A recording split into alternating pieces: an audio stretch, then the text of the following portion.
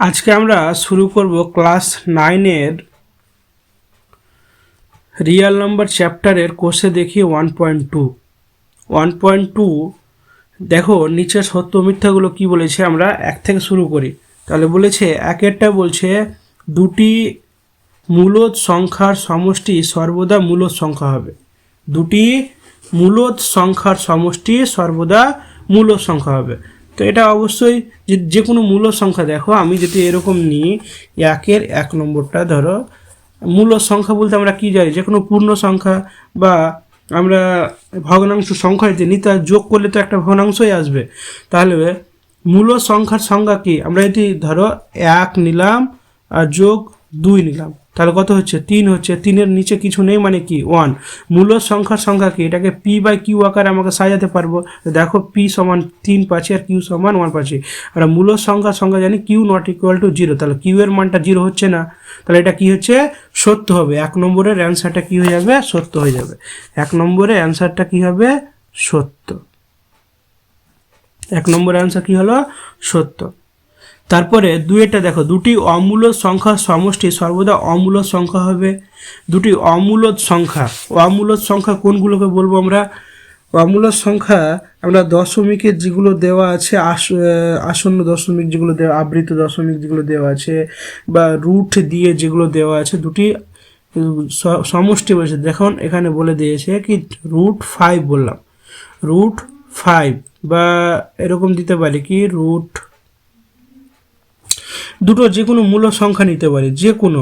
তাহলে এরকম তো হবে না কি, এখানে ধরো 10 নিলাম, ঠিক আছে, 10 যোগ হয় তো √6 নিলাম, তাহলে দুটো যোগ করলে কত হয়ে যাচ্ছে, √10 আর √6 কত হয়ে যাচ্ছে, √16। তাহলে √16 কী হয়ে যাবে, এরকম করে যদি লিখি দুটোকে 10 যোগ 16, তাহলে কী হবে √16, তাহলে √16 কি 4। তাহলে মূলদ সংখ্যা তো আসতে পারে, তাহলে এখানে কি হয়ে যাবে, দুটি অমূলদ সংখ্যা সর্বদা অমূলদ সংখ্যা হবে না, মূলদ হতে পারে। তাহলে এটা কি হবে, মিথ্যা হয়ে যাবে। কি হবে, এটা মিথ্যা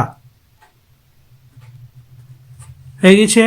তারপরে দেখো, তারপরটা বলছে দুটি মূলদ সংখ্যার গুণফল সর্বদা মূলদ সংখ্যা, এটা সত্য।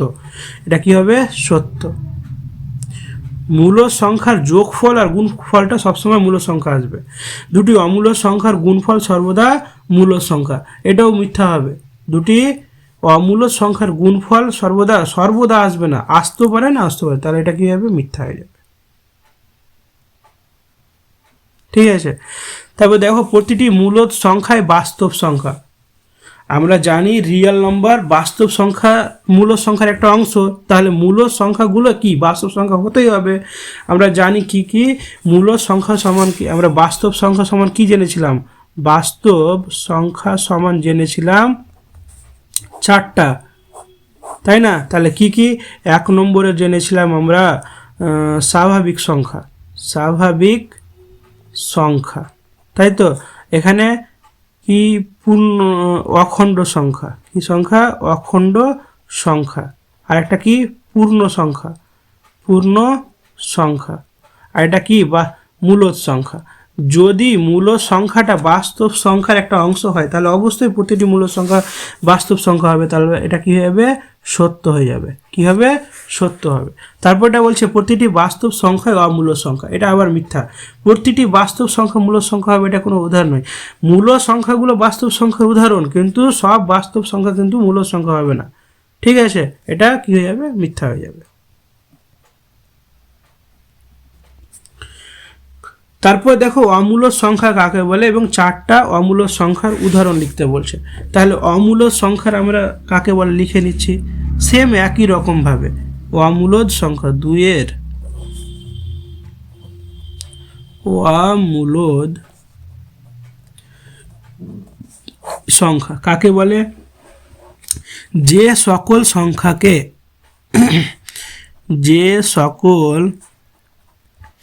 সংখ্যাকে পি বাই কিউ আকারে প্রকাশ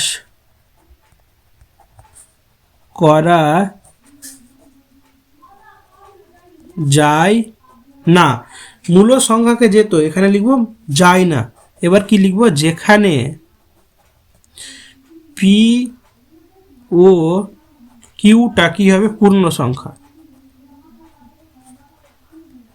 পূর্ণ সংখ্যা, এবং কিউ নট ইকুয়াল টু কি হবে 0, তাদের কি বলবো, তাদের অমূলদ সংখ্যা বলা হয়। কটা উদাহরণ চেয়েছে, 4টা। যেমন রুট ওভার দিয়ে দাও 3-এর বর্গ করা হবে না, তাই না, -7-এর বর্গ করা হবে না, 11-র বর্গ করা হবে না। আর আবৃত দশমিক যেগুলো সংখ্যা থাকে সেগুলো দিলেও হয়ে যাবে, কি 0 ধরো 1 দেওয়া আছে, 2 1 দেওয়া আছে, বারবার 2 আসছে, আবার 1 আসছে, এগুলো সংখ্যা কি বলবো আমরা, অমূলদ সংখ্যা। ওটা ক্লিয়ার? যেগুলো বর্গে কি করা হবে না, বর্গমূল করা হবে না, সেগুলো একটা অমূলদ সংখ্যা। আর যেগুলো আবৃত দশমিক সংখ্যা যেগুলো থাকে, যেগুলোকে বারবার ভাগ করা যায়, একই রকম নেমে যায়, সেগুলোকে আমরা কি বলবো, অমূলদ সংখ্যা। তাহলে কমপ্লিট হয়ে গেছে। 3-এর গুলো দেখো, 3-এর গুলো বলছে নিচের সংখ্যাগুলির মধ্যে কোনটি মূলদ সংখ্যা আর কোনটি অমূলদ সংখ্যা। তাহলে নিচেরটা আগে চলো, 3-এর গুলো। নিচের বলছে সংখ্যাগুলোর মধ্যে কোনটা মূলদ সংখ্যা আর কোনটা অমূলদ সংখ্যা আমাদের বার করতে বলছে। তাহলে চলো 3-এরটা আগে করে নিই। 3-এর 1 নম্বরটা কি বলেছে, 3-এর 1-এ বলেছে √9। তাহলে √9টাকে করা যাবে কি যাবে না, √9 সমান আমরা কি 3 জানি, তাহলে এটা একটা কি হবে, √9টা একটি মূলদ সংখ্যা হয়ে গেছে। 2-এরটা কি বলছে দেখো, 2-এরটা বলছে √2225। তাহলে 225-এর বর্গমূল করা হবে, কত আসবে, 15 আসবে। তাহলে এটাও লিখতে পারবো কি, √225 একটি কি সংখ্যা, মূলদ সংখ্যা। কি সংখ্যা, মূলদ সংখ্যা। হয়ে গেল। 3-এরটা কি বলেছে, 3-এরটা হচ্ছে √7।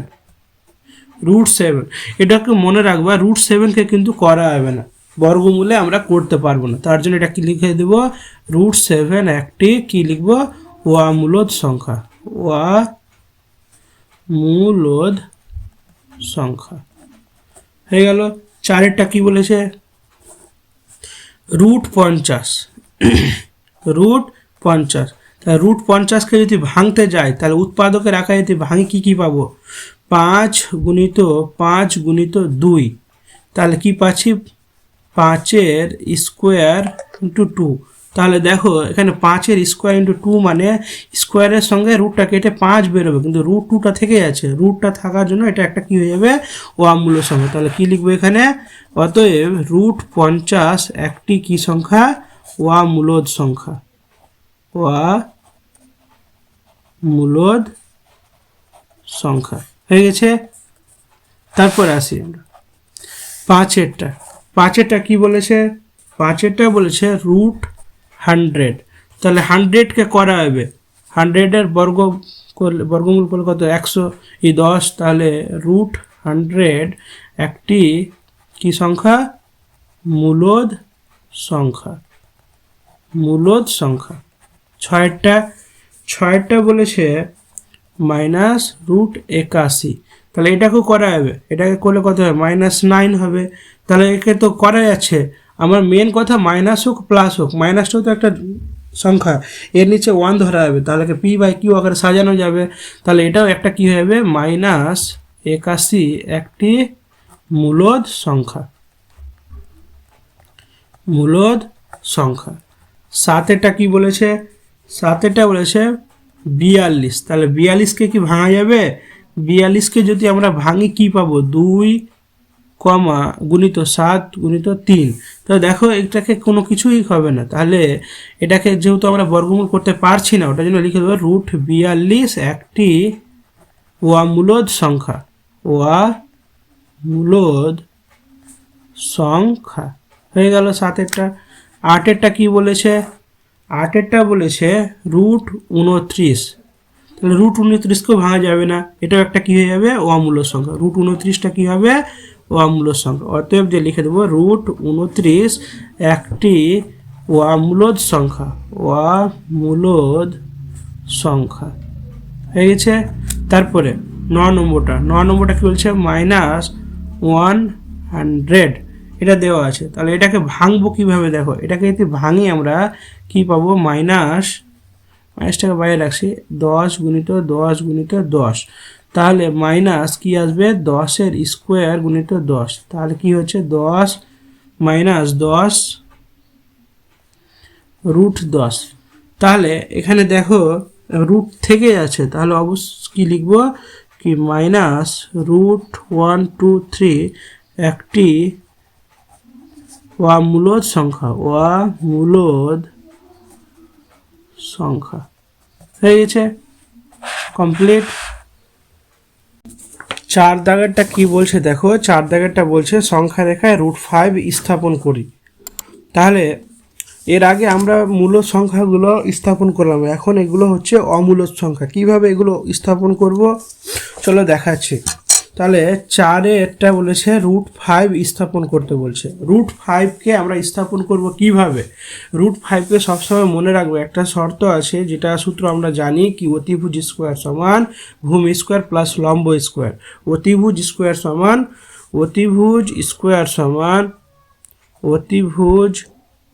স্কোয়ার সমান কি হবে, ভূমি স্কোয়ার প্লাস লম্ব স্কোয়ার। তাহলে এই আকারে আমাকে লিখতে হবে। কিভাবে লিখব, যদি এটাকে ভূমিটাকে যদি আমি 2 ধরে নিই তাহলে 2 এর স্কোয়ার, আর এটাকে 1 যদি ধরি তাহলে 1 এর স্কোয়ার, তাহলে কত হচ্ছে 4 + 1।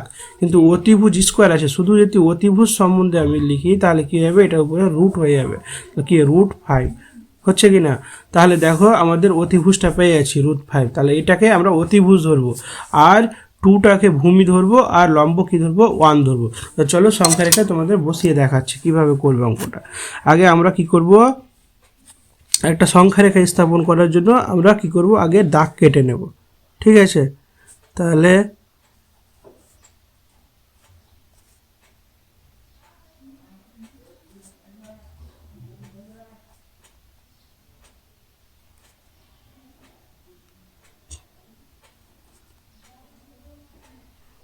আমরা দাগটা কেটে নিলাম, ঠিক আছে,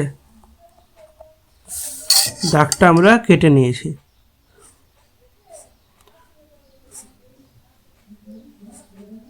তাহলে এখান থেকে দেখো এটা একটি শূন্য ধরি, আমরা এটাকে শূন্য ধরি, তাহলে এটা 1 2 3, এটা 4, আরও গেলে দরকার পড়লে যাবে।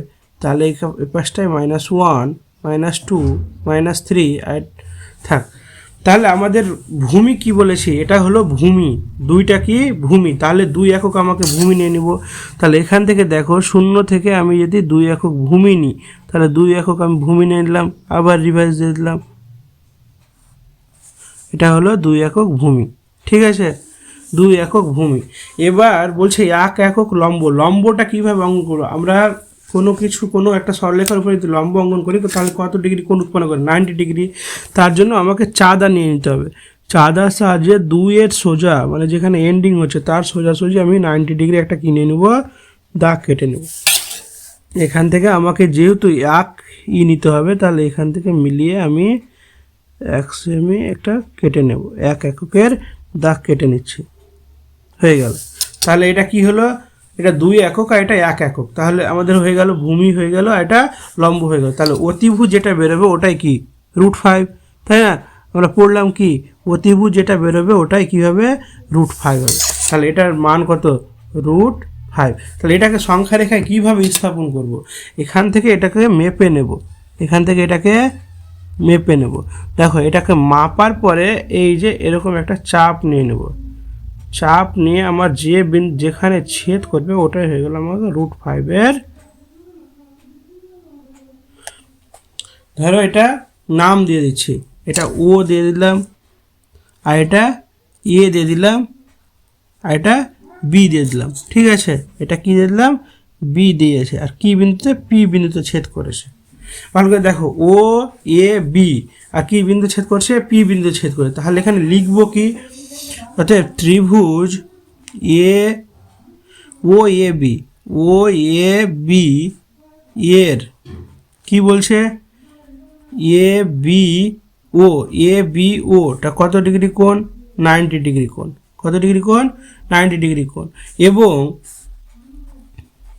এবং কি বলেছে, ও বিটা কত একক? এই যে ও বিটা হলো 2 একক। আর একটা কি বলেছে, এ বিটা কত একক? এ বিটা 1 একক, 1 একক। তারপরে আমরা এভাবে বলতে পারি কি, অতএব ও এ, এই যে এটা ও এ সমান কী হবে? রুট ওভার ভূমি স্কোয়ার প্লাস লম্ব স্কোয়ার। ভূমি মানে কি, বা লম্ব স্কোয়ার বা ভূমি স্কোয়ার, তাহলে লম্ব স্কোয়ার ভূমি স্কোয়ার বা লম্ব স্কোয়ার কি, এ বি স্কোয়ার প্লাস কি হয়ে যাবে, ও বি এর স্কোয়ার। তাহলে এ বি মানে কি, এ বি মানে 2 প্লাস 1 এর স্কোয়ার, তাহলে কত হচ্ছে? এটা 4 হয়ে যাচ্ছে, যোগ 1 হয়ে যাচ্ছে, তাহলে √5। দেখো আমরা ওটাই পাচ্ছি। তাহলে এভাবে লিখবো কি, সংখ্যা রেখায় কি লিখবো, কি সংখ্যা রেখায় √5 এভাবে লিখবো। সংখ্যা রেখায় সংখ্যা রেখায় √5 স্থাপন করে পি বিন্দু পেলাম। কি বিন্দু পেলাম? পি বিন্দু পেলাম। ভালো করে শোনো কীভাবে করলাম অঙ্কটা। আমরা √5কে যখন স্থাপন করব, তার জন্য আমাকে কি, পিথাগোরাসের যেটা উপপাদ্য আছে, অতিভুজ স্কোয়ার প্লাস ইকুয়াল টু ভূমি স্কোয়ার প্লাস লম্ব স্কোয়ার, ওই ফর্মুলাতে আমাকে √5-এর সঙ্গে আমাকে ক্যালকুলেট করে ভূমি আর লম্বটা বার করতে হবে। তাহলে বার করলাম, এখানে কি পেলাম? ভূমিটা পেলাম 2 আর লম্বটা কি পেলাম? 1। তাহলে দেখো ভূমি কোনটা, যেটা সরলরেখার বরাবর, ওটাকে ভূমি, তাহলে 2 একক নিয়ে নিয়েছি। আর এটাকে 1 একক মানে লম্বটা, তাহলে এটা অতিভুজ পাবো, সেটাই তো √5। তাহলে এটার মাপ নিয়ে আমরা একটা কি করলাম, চাপ নিলাম, যেখানে ছিদ্র করলো এটা পি বিন্দু। তাহলে এটাই হলো √5-এর কি স্থাপন, মানে সংখ্যা রেখা স্থাপন, এটাই। ঠিক আছে, চলো 5-এরটা কি বলছে। 5-এরটা বলেছে সংখ্যা রেখায় √3-র স্থাপন। তাহলে √3-কেও আমরা সেই একই রকম আকারে লিখতে হবে। কিভাবে লিখবো √3-কে? চলো √3-কে যদি আমি লিখি, এভাবে লিখতে পারবো, দেখো ভালো করে, কি √3-কে যদি আমরা লিখতে যাই তো দুটোই 1 ধরে নিচ্ছি। √3-কে লেখার জন্য এভাবে লিখতে পারি কি, √2 স্কোয়ার প্লাস 1 এর স্কোয়ার। তার মানেটা কি, √2 এর স্কোয়ার মানে কি, এর সঙ্গে স্কোয়ার আর রুটটা কেটে যাবে, কি থাকবে পড়ে? 2 থাকবে, প্লাস 1 মানে 1 এর স্কোয়ার মানে 1, তাহলে কত? 2 আর 1 3, √3। তাহলে অতিভুজটা পেয়ে যাবে। তাহলে এটা কি হবে? এটা হবে, এটা আমাদের এখানে কি হচ্ছে, ভূমি হবে, আর এটা লম্ব হবে। ভূমি হবে, আর এটা লম্ব হবে। কিন্তু তার আগে আমাকে √2 এর মানটা বার করতে হবে, ভালো করে বুঝবে। এখানে যদি ধরো আমি এখানে তোমাকে দেখাচ্ছি করে রাফে, এখানে যদি এরকম হয়, এটা 0 হয়, এখানে 1 আর এখানে 2, তাহলে 1 2 আর পাশটা -1 -2 এভাবে নিয়ে নিচ্ছি। তাহলে √2টা কীভাবে বার করে, দেখো এখান থেকে যদি আমি এখানে 1 একক নিয়ে নিই ভূমি, আর 1 একক যদি লম্ব নিয়ে নিই, তাহলে এটা 1 একক আর এটা 1 একক। তাহলে কি 1 আর 1 একক, এটা কি হয়ে যাবে? দেখো 1 একক প্লাস 1, ঠিক আছে, 1 1 প্লাস কি, এটা হয়ে গেল আমরা 1-এর স্কোয়ার, যদি লম্ব ভূমি স্কোয়ার প্লাস লম্ব স্কোয়ার, ঠিক আছে, এটা সমান কি, অতিভুজ স্কোয়ার সমান।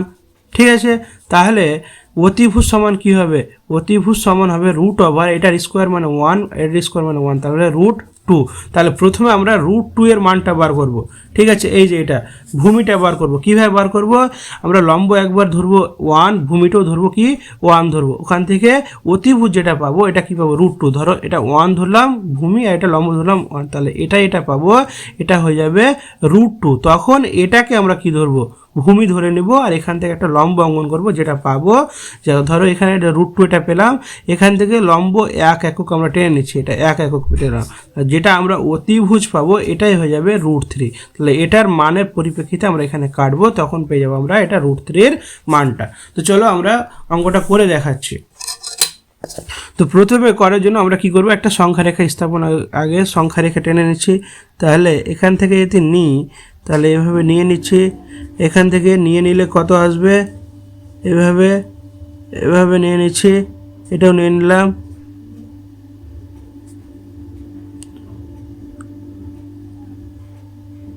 আমরা কটা ঘর নিচ্ছি, এভাবে নিয়ে নিলাম, এভাবে নিয়ে নিলাম। তাহলে এটা যদি শূন্য ধরি, ভালো করে বুঝো, এটা যদি শূন্য ধরি, এটা 1, এটা 2, আর এটা 3, এটা 4, তাহলে এখান থেকে আরও যাবে, এটা -1, এটা -2, আর এটা -3, এদিকে আরও যাবে। তাহলে আমাকে প্রথমে কি করতে হবে, আমি কি বললাম, √2 এর মানটা, এই যে এটা √2 এর মানটা বার করতে হবে। তাহলে √2 এর মান বার করার জন্য ভূমি 1 ধরবো, আর কি ধরবো, অতিভুজ লম্ব 1 ধরবো। তাহলে এখান থেকে যদি আমরা √2 এর মান বার করি, তাহলে এই যে এটার সঙ্গে 1 ধরে নিলাম, হয়ে গেল এটা 1 একক। এখান থেকে যদি আমি লম্ব অঙ্কন করি, আমি বারবার বলেছি লম্ব অঙ্কন করার জন্য চাঁদার ব্যবহার করবে। চাঁদার ব্যবহার করলে এই যে 90 ডিগ্রি অ্যাঙ্গেলে সোজা আমরা কি করবো, একটা মার্ক করে দেব, এই যে একটা মার্ক করে দেবো। এখান থেকে মার্ক করার পরে আমাকে 1 অ্যাঙ্গেল আমাদের কি করতে হবে, একটা একক নিতে হবে। তাহলে একটা একক কীভাবে নেব, একটা একক এভাবে নিতে হবে, আমরা একটা একক এই যে এভাবে নিয়ে নিলাম। তাহলে এটা কি পেলাম, এটা 1 একক পেলাম, এটা 1 একক পেলাম, এটা অতিভুজ পাবো, ওটাই হবে √2। তাহলে এখান থেকে আমরা যুক্ত করে দিচ্ছি,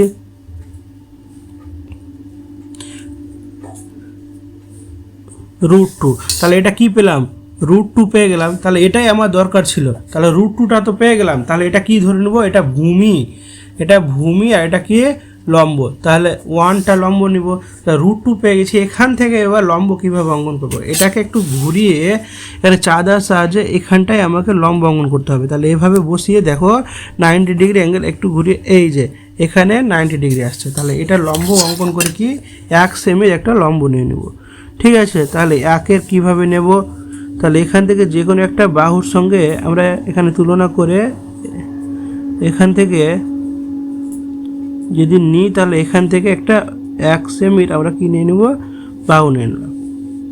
তাহলে এটাই হয়ে গেল আমাদের। তাহলে যেটা এটা 1 হয়ে গেল। তাহলে দেখো আমাদের √2 পেয়ে গেছি ভূমিটা, 1টা পেয়ে গেলাম লম্বটা। তাহলে যেটা আমি যুক্ত করে পাবো এটাই হয়ে যাবে অতিভুজ। অতিভুজের মান কত আমাদের দেওয়া আছে, অতিভুজ সমান দেওয়া আছে √3। তাহলে এটা কি √3। এটার কিভাবে সংখ্যা রেখা স্থাপন করব, এখান থেকে আমাকে মাপটা নিয়ে নিতে হবে। এখান থেকে এটা মাপ নিয়ে নিলাম, দেখো এই ব্যাসার্ধটার মাপ নিয়ে নিব, এই রেখাটার মাপ নিয়ে আমাকে এই যে এভাবে এসে এটুকু পর্যন্ত টানবা, ওটা এক্সেস হয়ে গেল, ওটুকু টানবো না, এটা এটুকু পর্যন্ত টানবো। তাহলে কত হচ্ছে দেখো, যে কোনো একটা বিন্দুতে, ধরো পি বিন্দুতে ছেদ করেছে, তাহলে এদের নাম কি কি দিয়েছি, নামটা কি কি দেব, দেখো এটা নাম যদি দিতে যাই আমরা কি কি নাম দিয়েছি, এটা ও দিয়ে দিলাম, এটা বি দিয়ে দিলাম, ঠিক আছে, এটা ও, এটা বি, আর এটা ই যদি দিয়ে দিই, ঠিক আছে, এটা এ যদি দিয়ে দিই, আর এটা কি হবে ও এ বি, আর এটা পি বিন্দু। তাহলে এখানে লিখতে পারি আমরা ও A B, O A B, O A B, O B সমান কত, ও বি সমান হলো 1, ও বি সমান 1। আর এখানটায় একটা দিয়েছে ও এ দিতে পারি, এখানে যে কোনো একটা মান নাম দিতে পারি, তো কি নাম দিয়ে দেবো, সি দিয়ে দিচ্ছি, ঠিক আছে। তাহলে এখানে এভাবে লিখতে পারি কি ত্রিভুজ, এটা ত্রিভুজের কথা বলি, ত্রিভুজ ও বি সি এর কত, ও বি সমান 1 একক, আর এটা বিসি সমান কত 1 একক। তাহলে ও সি সমান কত বেরোলাম, ও সি সমান কত বেরোলো, √1² প্লাস 1² প্লাস 1², তাহলে কত হয়েছে √2 একক। তাহলে ও সি এর মানটা √2 একক পেয়ে গেছি। তারপর আবার একটা বড় ত্রিভুজ পাচ্ছি, কি ত্রিভুজ পাচ্ছি, ত্রিভুজ ও এ, এটা নাম দিয়েছি ও সি এ, ও সি এ এর কি কি পাচ্ছি দেখো, ও সি সমান কি, ও সি সমান √2 একক, আর এ সি সমান কত 1 একক। তাহলে ও এ সমান কি পাচ্ছে, ও এ সমান √2 এর স্কোয়ার প্লাস 1 এর স্কোয়ার সমান কত হচ্ছে 2 + 1 সমান কত √3 একক। তাহলে আমরা পেয়ে গেলাম। অতএব সংখ্যা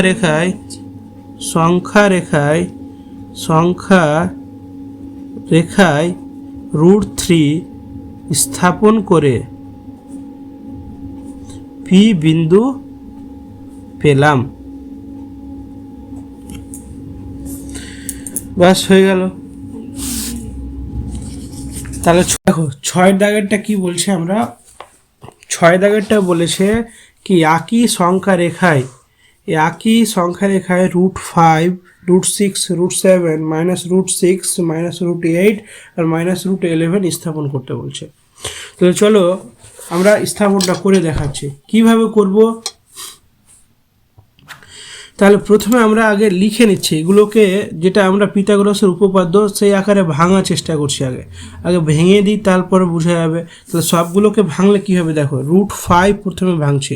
√5কে ভাঙলে এর আগে আমরা ভাঙলাম কি 2 এর স্কোয়ার প্লাস কি 1 এর স্কোয়ার। তাহলে এটা ভূমি আর এটা লম্ব, এটা ভূমি আর এটা লম্ব আমরা লিখে দিচ্ছি। তারপরে কাকে ভেঙেছি, √6কে ভেঙেছি। তাহলে √6কে ভাঙলে কী হবে, √5 যেটা পাবো, এই যে এটা পাবো, এটার স্কোয়ার প্লাস 1 স্কোয়ার। তাহলে হয়ে যাবে, এটা কি হয়ে যাবে, এটা হয়ে যাবে ভূমি আর এটা কি হয়ে যাবে লম্ব। হয়ে গেছে। তারপরে আছে √7। তাহলে √7কে ভাঙলে কি পাবো, √7কে দেখো এই √6টাকে √6 স্কোয়ার প্লাস এর সঙ্গে 1 স্কোয়ার। তাহলে এটা ভূমি আর এটা লম্ব। তাহলে 3টা হয়ে গেল। তারপরে একটা আর কি আছে, আরেকটা কি বলেছে কি √6 তাহলে এই যে এটাকে ভাঙলে হয়ে যাবে -√6 যেটা আছে, তাহলে মাইনাস বসে সেম একই রকম √5, তাই না, √5 তার স্কোয়ার প্লাস 1 এর স্কোয়ার। এটা হয়ে গেল একটা। -√8 এটাকে যদি ভাঙি তাহলে এটাকে কি পাবো, -√7 স্কোয়ার, এই যে এটা -√7 স্কোয়ার প্লাস 1 এর স্কোয়ার, বাস হয়ে যাবে। আর একটা 11 আছে -√11, এটা কীভাবে ভাঙবো, মাইনাস বসে যাবে, এখানে ভাঙবো, এখানে ভাঙা যেতে পারে এই যে দেখো 7টাকে ভাঙা যেতে পারে, 7 যেটা আছে -√7 প্লাস 2 এর স্কোয়ার। তাহলে দেখো এটা হয়ে যাবে, রুটের সঙ্গে স্কোয়ারটাকে 7 হয়ে গেল, আর 2 এর স্কোয়ার মানে 4, 7, 4, 11। তাহলে এটা হয়ে যেতে পারে। ঠিক আছে। তাহলে চলো এবার আমরা সংখ্যা রেখাটা স্থাপন করি। তাহলে সংখ্যা রেখা স্থাপন করার জন্য আমরা কি করব, আগে একটা সরল রেখা নিয়ে নিচ্ছি। ঠিক আছে, সরল রেখা নিয়ে নিলাম।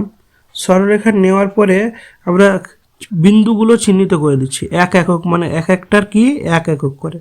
তাহলে 1 একক করে আমরা আগে চিহ্নিত করে দিচ্ছি, তাহলে সুবিধা হবে।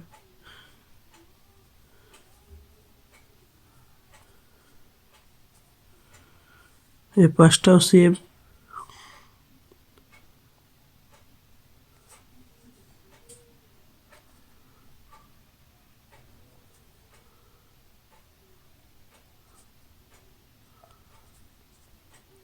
তাহলে এগুলো স্থাপন করে দিলাম।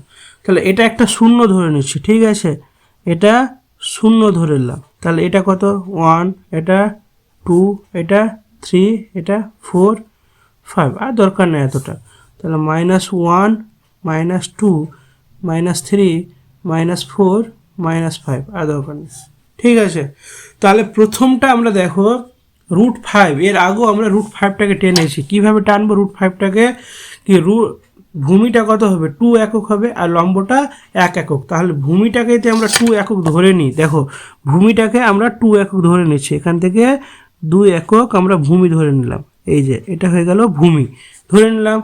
আর লম্ব, এর উপর লম্ব অঙ্কন করার জন্য আমরা কি চাঁদার ব্যবহার করব। আমরা বলেছিলাম এর আগে কি চাঁদার সাহায্যে আমরা 90 ডিগ্রিটাকে আগে কেটে রাখছি, তাহলে আমাদের লম্বটা অঙ্কন করতে। তাহলে উপরে লম্ব কত, 1 একক, এই যে 1 একক আছে, তাহলে 1 এককটাকে আমরা সামনে নিয়ে নেব। ঠিক আছে, দেখো এখান থেকে তাহলে 1 একক আমরা উপরের দিকে নিয়ে নিচ্ছি। তাহলে এটা কি হয়ে গেল, 1 একক হয়ে গেল। এবার এটা যুক্ত করলে যেটা পাবো সেটা অতিভুজটা কি আমাদের √5। তাহলে এটা কত, √5, তাহলে √5 পেয়ে গেলাম। তাহলে এটাই তো আমাদের দরকার ছিল। তাহলে এটা একটা সংখ্যা রেখা স্থাপন করা যাবে কিভাবে, এই যে 0 থেকে আমাদের এটাকে কি করে নেব, মেপে নেব। 0 থেকে এটাকে মেপে, এই যে এবার মেপে নেব 0 থেকে। তারপরে আমরা একটা চাপ অঙ্কন করব, যেখানটায় ছেদ করবে এই যে এটা হয়ে গেল √5 কি স্থানাঙ্ক, মানে সংখ্যা রেখা স্থাপন হয়ে গেল। তাহলে √5 হলো। এবার কার আসবে? √6 √6 যদি আঁকতে যায় তাহলে দেখো √5 কি হবে, এখানে √5 হবে। হ্যাঁ, √5 স্কোয়ার প্লাস 1 স্কোয়ার, তাহলে √5 তো আমি পেয়ে গেছি, এটা ভূমিটা পেয়ে গেছি। তাহলে লম্ব কত লাগবে? 1 স্কোয়ার, মানে 1 লাগবে। তাহলে এখান থেকে লম্ব একটা টানতে হবে। লম্ব টানার নিয়ম কি? তাহলে এটাকে আমরা কি করব, এই যে এভাবে ধরে নেব, ঠিক আছে। এটার উপরে লম্ব অঙ্কন করার জন্য কি করব, এই যে এটা হলো লম্ব। তাহলে এখান থেকে আমরা 1 একক আমাদের কি করতে হবে, লম্ব টানতে হবে। তাহলে 1 একক টানার জন্য দেখো আমরা কিভাবে লম্বটা অঙ্কন করব। এখান থেকে এই যে নিয়ে নিলাম, এখান থেকে 1 একক, এই যে 1 একক টেনে নিলাম। তাহলে যেটা অতিভুজ আসবে এটা কি আসবে? √6 আসবে। তাহলে যেটা অতিভুজ আসছে এটা কি আসবে? √6 আসবে। তাহলে আমরা যুক্ত করে দিলে এটা অতিভুজ পেয়ে গেলাম। তাহলে এটা কি, এটা হয়ে গেল √6। তাহলে এটুকুর মানটাও নিয়ে নিচ্ছি। এটুকুর মান কত হচ্ছে, এই যে এটুকুর মান আমরা পেয়ে গেছি। তাহলে এটার আমরা কি করব, এই যে এটার আমরা সংখ্যা রেখা মানটা √6 মানটা পেয়ে গেলাম। তাহলে কার পেলাম? একটা √5 পেলাম, একটা কি পেলাম? √6 পেলাম। আর একটা কি আছে? √7 আছে। √7 জন্য দেখো ভূমি কত হবে? √6 স্কোয়ার প্লাস 1 স্কোয়ার। তাহলে এটা √6 তো পেয়ে গেছি ভূমিটা, তাহলে লম্ব কত লাগবে? 1 লাগবে। তাহলে এখান থেকে 1 লম্ব নিয়ে নেবো, বাস হয়ে যাবে। তাহলে লম্ব নেওয়ার জন্য আবার কি করতে হবে, কি বললাম, এখান থেকে আবার ওই জ্যামিতিটা বসাবো, চাঁদা বসাবো। এখান থেকে 90 ডিগ্রি অ্যাঙ্গেল করে আমরা কি করব, একটা দাগ কেটে রাখবো। এখান থেকে 90 ডিগ্রি অ্যাঙ্গেলে একটা কি করব, দাগ কেটে নেব। তাহলে এটা হয়ে গেল আমাদের লম্ব। তাহলে এখান থেকে কত? 1 যাবে। তাহলে 1 কিভাবে নেব, এখানে বরাবর এখান থেকে নিয়ে এই যে, তাহলে এখান থেকে 1, এই যে এটুকু 1 একক, তাহলে এখান থেকে 1 একক নেবে। তাহলে এটা যুক্ত করলে আমাদের কি আসবে, যেটা অতিভুজ পাবো সেটা কি হয়ে যাবে, √7 একক হয়ে গেল। তাহলে এটা কি হয়ে যাবে, √7। তাহলে এটারও একক পেয়ে গেলাম। এটা দেখো, চলো এটার চিত্রটা অঙ্কন করছি। তাহলে কত আসছে, এই যে দেখো, এখান থেকে এটার মাপটা নিয়ে নেব। তাহলে এটাকে যদি আমরা এভাবে চিত্রণটা অঙ্কন করি তাহলে কত আসছে, এই যে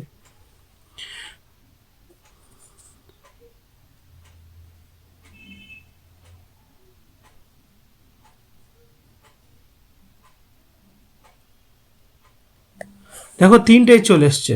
একটা কি এসছে, √5 এসছে, এটা √6 আর এটা √7। তাহলে একটা নাম দিতে পারি আমরা, এটা যদি পি দিই, এটা কিউ দিয়ে দিলাম, এটা আর দিয়ে দিলাম, ঠিক আছে। তাহলে এটা পি, এটা কিউ আর এটা আর দিয়ে দিলাম। তাহলে এই পাশটা কি কি হলো, √5 হয়ে গেল, √6 হয়ে গেল, তারপরটা √7 হয়ে গেল। এবার আমাদের কি বলেছে, -√6 বলেছে। তাহলে এখানে যদি √6 তো আমাদের টানা আছে, কোনটা √6, এটা √5, তারপর এটা √6। তাহলে এটুকু মাপ নিয়ে পাশটায় কাটলে আমাদের √6টা পেয়ে যাব। তাহলে এখান থেকে মাপ নিয়ে আমি √6 মানটা আমরা নিয়ে নিচ্ছি এটা। তাহলে এ পাশটায় ঘুরিয়ে যদি আমি এখানটায় কাটি তাহলে এটা কিসের হয়ে গেল, এটা √6 আমরা কি পেয়ে গেলাম, সংখ্যা রেখা পেয়ে গেলাম -√6। ঠিক আছে। তারপরে কি আছে, -√8। -√8 জন্য কি করতে হবে, √7 আগে অঙ্কন করতে হবে। ঠিক আছে। √7 অঙ্কন করলে কি আমাকে অতিভুজ লাগবে, √7টা। √7 যদি অতিভুজ করতে চাই তাহলে কত আসবে, এটা √7 যদি অতিভুজ করতে চাই তাহলে আমাকে √7 এখানেও আছে, √7 পরিমাপে আমরা মাপটা নিয়ে নিচ্ছি। এই যে এটা একটা কি, √7। তাহলে √7 এ পাশটায় দেখি, এটা কি আসছে, √7 আসছে, তাই না, এটা √7 আসছে। তাহলে এটা √7 আসছে। √7 দেখো আমাদের কি ছিল, লম্বটা কি ছিল, লম্ব এটা পেয়ে গেলাম, আমি ভূমিটা পেয়ে গেলাম, ঠিক আছে। কিন্তু এটা √6 পেয়ে গেলাম। আর কি আছে, 1 উপরে যাবে, লম্বটা 1 হবে। তাহলে এখান থেকে আমি যদি লম্ব অঙ্কন করতে যাই, আমরা কোথায় পেলাম, এই যে এটা বিন্দু পেলাম, √7 এটা বিন্দু পেলাম, ঠিক ঠিক আছে, এখান থেকে আমি যদি লম্ব অঙ্কন করি কত 1 সেমি 1 একক, তাহলে এখান থেকে লম্ব অঙ্কন করার জন্য কি করতে হবে, এখান থেকে আমরা চাঁদাটা বসিয়ে দেব। চাঁদাটা বসানোর পরে আমরা এখান থেকে একটা কি পাচ্ছি, ছিদ্র পাচ্ছি। তাহলে এটা ছিদ্রের সঙ্গে আমাকে 1 একক টানলেই হয়ে যাবে। তাহলে 1 একক যদি টানতে যাই তাহলে কত হচ্ছে,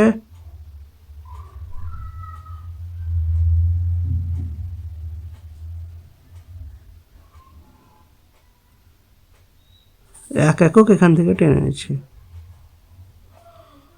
একক টেনে নিলাম। তাহলে এটা যদি যুক্ত করে দিই তাহলে এটাই কি হয়ে যাবে আমাদের, এটা যদি যুক্ত করে দিই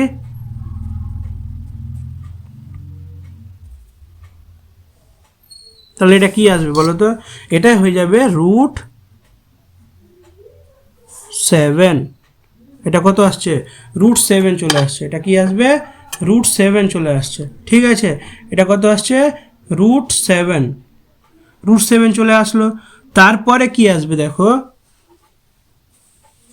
এবার যদি এটা √7 আসে, ভালো করে বুঝবে, এখানে আমরা কি টানলাম, এখানে √6 হয়ে গেছে এটা। এবার √7-এর জন্য আমরা কি করলাম, √8-এর জন্য এই যে এটা কত আসবে, ভূমিটা √7 আসলো আর এটা 1 আসলো, তাহলে এটা কি আসছে, √8 চলে আসলো। তাহলে আমরা কি পেলাম, এটা অতিভুজটা √8 পেয়ে গেছি। এবার এখান থেকে দেখো আমরা তাহলে এটা কি ভূমি আর এটা লম্ব, তাহলে ভূমি আর লম্ব পেয়ে গেছি। এটা √8টা পেয়ে গেছি, তাহলে √8-এর আমরা এটা কেটে দিই, তাহলে এটা √8 পেলাম। কত পেলাম, √8, কারণ এটা কত আসছে, এটুকু লেন্থটা আসছে কত আমাদের, √7 স্কোয়ার আর এটা 1, তাহলে কি আসছে, √8 পেলাম। তাহলে এটার সংখ্যা রেখায় আমরা কেটে নিচ্ছি। তাহলে কিভাবে কাটবো দেখো, এখান থেকে বসিয়ে আমরা এভাবে কেটে নিলে এটা আমরা মান পেয়ে যাচ্ছি। ঠিক আছে, এটা যে বিন্দুতে ছেদ করছে সেটা আমরা কি পেলাম, √8 পেলাম। এবার √9 দেখো ভালো করে বুঝো, এই √11-এর জন্য এটা কি ভূমি আছে, ভূমি কত, √7 আর এটা কি আসছে আর 2 একক। তাহলে √7 তো আমরা নিয়ে নিয়েছি, কারণ 8 টানার সময় আমরা √7 এটাই √7, তার উপরে তাহলে 2 একক যাবে, এটা 1 একক নেওয়া আছে, আর একটা একক নিলে যুক্ত করলে হয়ে যাবে। তাহলে এখান থেকে একটা একক আর নিয়ে নিব, তাহলে আমাদের কি হয়ে যাবে, 2 একক হয়ে যাবে। তাহলে এখান থেকে চলো এখান থেকে একটা একক আর নিয়ে নিচ্ছি, হয়ে গেল। তাহলে এখান থেকে যদি আমরা যুক্ত করে দিই এটাকে, তাহলে যুক্ত করলে এটা কি হয়ে যাবে, এটাকে যুক্ত করে দিলাম, তাহলে এটা কি হয়ে যাবে, √11 হয়ে যাবে। তাহলে এটার লেখচিত্র কীভাবে অঙ্কন করব, এখান থেকে মাপ বসাবো, এই যে এটাকে মাপ নিয়ে নেব, মাপ নেওয়ার পরে এভাবে আমরা এটাকে নামিয়ে দেব।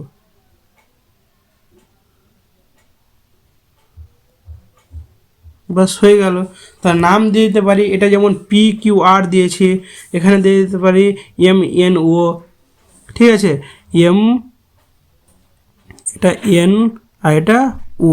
তাহলে দেখো আমরা সবগুলো পেয়ে গেছি, কিন্তু তাহলে বিন্দুগুলো শুধু এভাবে লিখবো, কি লিখবো, কি √6-এর কি লিখবো, অতএব √6 এরকম করে লিখবো, কি একই সংখ্যা রেখায়